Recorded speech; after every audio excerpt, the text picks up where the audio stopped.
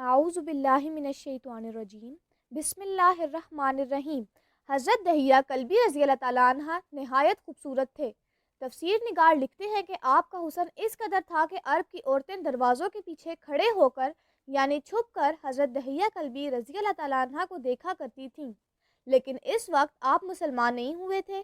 ایک دن سرور کونین تاجدار مدینہ حضرت محمد مصطفیٰ صلی اللہ علیہ وآلہ وسلم کی نظر حضرت دحیہ کلبی پر پڑی۔ آپ علیہ السلام نے حضرت دحیہ کلبی کے چہرے کو دیکھا کہ اتنا حسین نوجوان ہے۔ آپ نے رات کو اللہ تعالیٰ کی بارگاہ میں دعا مانگی، یا اللہ اتنا خوبصورت نوجوان بنایا ہے، اس کے دل میں اسلام کی محبت ڈال دے، اسے مسلمان کر دے، اتنے حسین نوجوان کو جہنم سے بچا لے۔ رات کو آپ نے دعا فرمائی۔ صبح حضرت دحیہ کلبی رضی اللہ تعالیٰ عنہ آپ صلی اللہ علیہ وآلہ وسلم کی خدمت میں حاضر ہو گئے۔ حضرت دحیہ کلبی رضی اللہ تعالیٰ عنہ کہنے لگے، اے اللہ کے رسول بتائیں آپ علیہ السلام کیا احکام لے کر آئے ہیں؟ آپ علیہ السلام نے فرمایا، میں اللہ کا رسول ہوں اور اللہ واحد ہے، اس کا کوئی شریک نہیں۔ پھر توحید و رسالت کے بارے میں حضرت دحیہ کلبی کو بتایا۔ حضرت دحیہ نے کہا، اللہ کے نبی میں مسلمان تو ہو جاؤں، لیکن ایک بات کا ڈر ہر وقت لگا رہتا ہے، ایک گناہ میں نے ایسا کیا ہے کہ آپ کا اللہ مجھے کبھی معاف نہیں کرے گا۔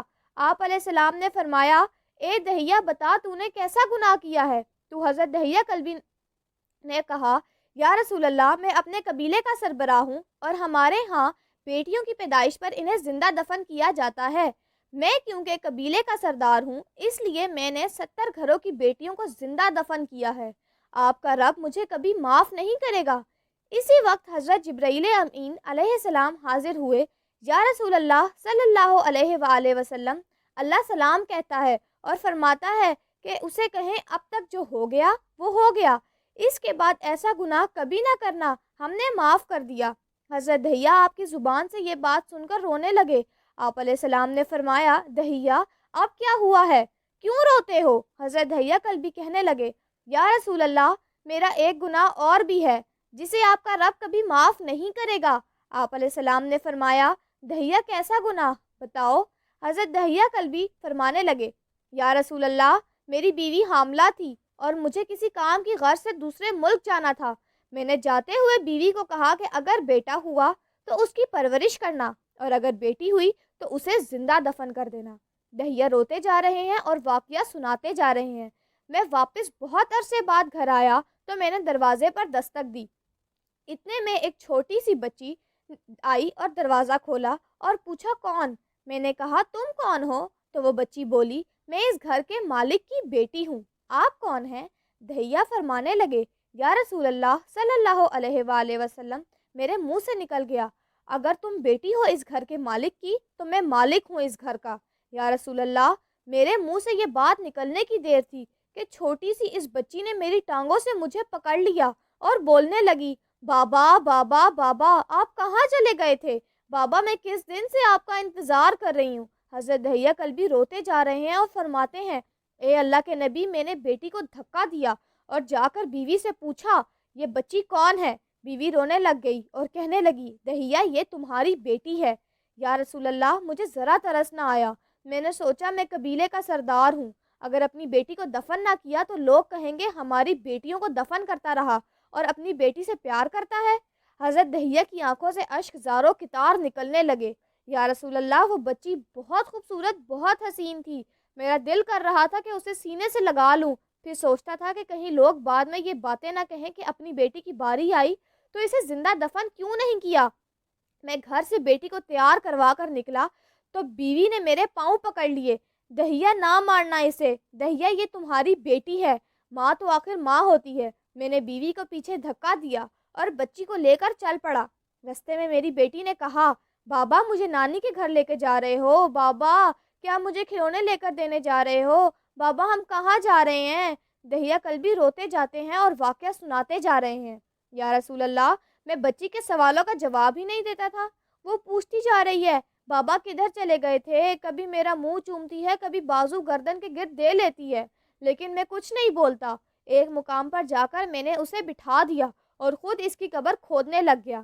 آقا کریم صلی اللہ علیہ وآلہ وسلم دحیہ کی زبان سے واقعہ سنتے جا رہے ہیں اور روتے جا رہے ہیں۔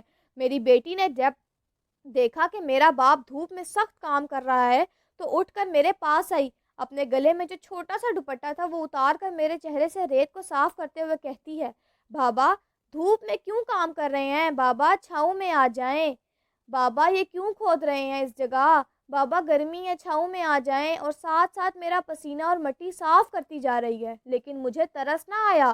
آخر جب قبر کھود لی تو میری بیٹی پاس آئی، میں نے دھکا دے دیا، وہ قبر میں گر گئی اور میں ریت ڈالنے لگ گیا۔ بچی ریت میں سے روتی ہوئی اپنے چھوٹے چھوٹے ہاتھ میرے سامنے جوڑ کر کہنے لگی، بابا میں نہیں لیتی کھلونے، بابا میں نہیں جاتی نانی کے گھر، بابا میری شکل پسند نہیں آئی تو میں کبھی آپ کے سامنے نہیں آؤں گی، بابا مجھے ایسے نہ ماریں۔ یا رسول اللہ صلی اللہ علیہ وآلہ وسلم، میں ریت ڈالتا گیا، مجھے اس کی باتیں سن کر کبھی ترس ہی نہیں آیا۔ میری بیٹی پر جب مٹی مکمل ہو گئی اور اس کا سر رہ گیا تو میری بیٹی نے میری طرف سے توجہ ختم کی اور بولی، اے میرے مالک، میں نے سنا ہے تیرا ایک نبی آئے گا جو بیٹیوں کو عزت دے گا، جو بیٹیوں کی عزت بچائے گا۔ اے اللہ وہ نبی بھیج دے، بیٹیاں مر رہی ہیں۔ پھر میں نے اسے ریت میں دفنا دیا۔ حضرت دہیہ کلبی رضی اللہ تعالیٰ عنہ واقعہ سناتے ہوئے بے انتہا روئے۔ یہ واقعہ جب بتا دیا تو دیکھا آپ صلی اللہ علیہ وآلہ وسلم اتنا رو رہے ہیں کہ آپ علیہ السلام کی داڑھی مبارک آنسوؤں سے گیلی ہو گئی۔ آپ علیہ السلام نے فرمایا، دہیہ ذرا پھر سے اپنی بیٹی کا واقعہ سناؤ، اس بیٹی کا واقعہ جو مجھ محمد کے انتظار میں دنیا سے چلی گئی۔ آپ علیہ السلام نے 3 دفعہ یہ واقعہ سنا اور اتنا روئے کہ آپ صلی اللہ علیہ وسلم کو دیکھ کر صحابہ کرام رضی اللہ تعالیٰ عنہ رونے لگ گئے اور کہنے لگے، اے دہیہ کیوں رلاتا ہے ہمارے آقا کو، ہم سے برداشت نہیں ہو رہا۔ آپ علیہ السلام نے حضرت دہیہ سے 3 بار واقعہ سنا تو حضرت دہیہ کی رو رو کر کوئی حالت نہ رہی۔ اتنے میں حضرت جبرائیل علیہ السلام حاضر ہوئے اور فرمایا، یا رسول اللہ صلی اللہ علیہ وآلہ وسلم، اللہ سلام کہتا ہے اور فرماتا ہے کہ اے محبوب صلی اللہ علیہ وآلہ وسلم، دہیہ کو کہہ دیں وہ اس وقت تھا جب اس نے اللہ اور آپ علیہ السلام کو نہیں مانا تھا، اب مجھ کو اور آپ کو اس نے مان لیا ہے تو دہیہ کا یہ گناہ بھی ہم نے معاف کر دیا ہے۔ اس کے بعد آپ صلی اللہ علیہ وسلم نے فرمایا، جس نے 2 بیٹیوں کی کفالت کی، انہیں بڑا کیا، ان کے فرائض ادا کیے، وہ قیامت کے دن میرے ساتھ اس طرح ہوگا جس طرح شہادت اور ساتھ والی انگلی آپس میں ہے۔ جس نے 2 بیٹیوں کی پرورش کی، اس کی یہ اہمیت ہے، تو جس نے 3 یا 4 یا 5 بیٹیوں کی پرورش کی، اس کی کیا اہمیت ہوگی۔